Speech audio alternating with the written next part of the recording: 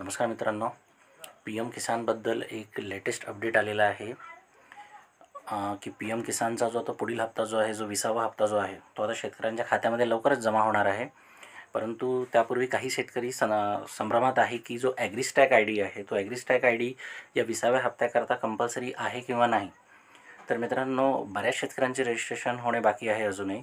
त्या कारणाने सरकारने यावेळेला हे एक्झम्पशन दिलेलं आहे की या हप्त्याकरता तरी निदान एक्झम्पशन आपल्याला मिळालेलं आहे की ॲग्रीस्टॅग आय डी या 20व्या हप्त्याकरता कंपल्सरी नाही आहे.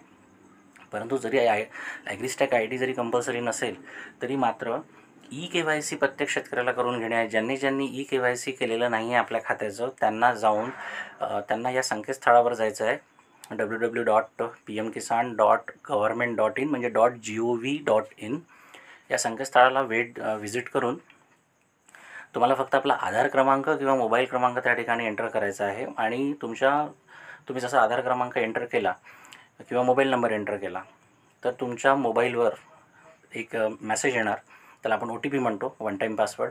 बस तुम्हाला तो वन टाईम पासवर्ड तिथे एंटर करायचा आहे. अशा प्रकारे इतक्या सिंपल प्रोसिजरने तुमचं ई-के-वाय-सी होऊन जाईल. अगदी 2 मिनिटाची प्रोसिजर आहे ई-के-वाय-सी करणं म्हणजे. तर तुम्ही या संकेतस्थळाला भेट द्या.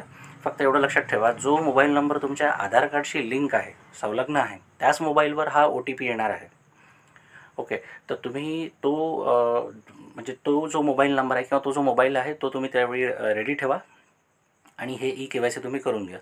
ज्या शेतकऱ्यांनी अशा प्रकारे ई-के-वाय-सी केलेलं आहे, त्यांचा ॲग्रीस्टॅग आय डी आलेला असो किंवा नसो समजा, तर ज्या शेतकऱ्यांनी अशा प्रकारे ई-के-वाय-सी केलेलं आहे त्या सर्व शेतकऱ्यांच्या खात्यामध्ये आणि जे पी एम किसानचे जे जुने लाभार्थी ऑलरेडी आहेत, रजिस्टर्ड लाभार्थी आहेत आणि ज्यांनी ई-के-वाय-सी केलेलं आहे, अशा सर्व शेतकऱ्यांच्या खात्यामध्ये येणाऱ्या 2 ऑगस्टला म्हणजे 2 ऑगस्ट 2025ला म्हणजे आता या 2-3 दिवसामध्ये हे पी एम किसानचा जो 20वा जो हप्ता आहे, जो प्रत्येक शेतकऱ्याला 2,000 रुपये मानधन म्हणून मिळतं, म्हणजे वार्षिक जे 6,000 रुपये मानधन मिळतं, त्यातले जे वर्षाचे जे 3 हप्ते येतात, 2-2 हजार रुपयाचे असे 3 हप्ते येतात, साधारणतः 4-4 महिन्याच्या अंतराने हे येतात.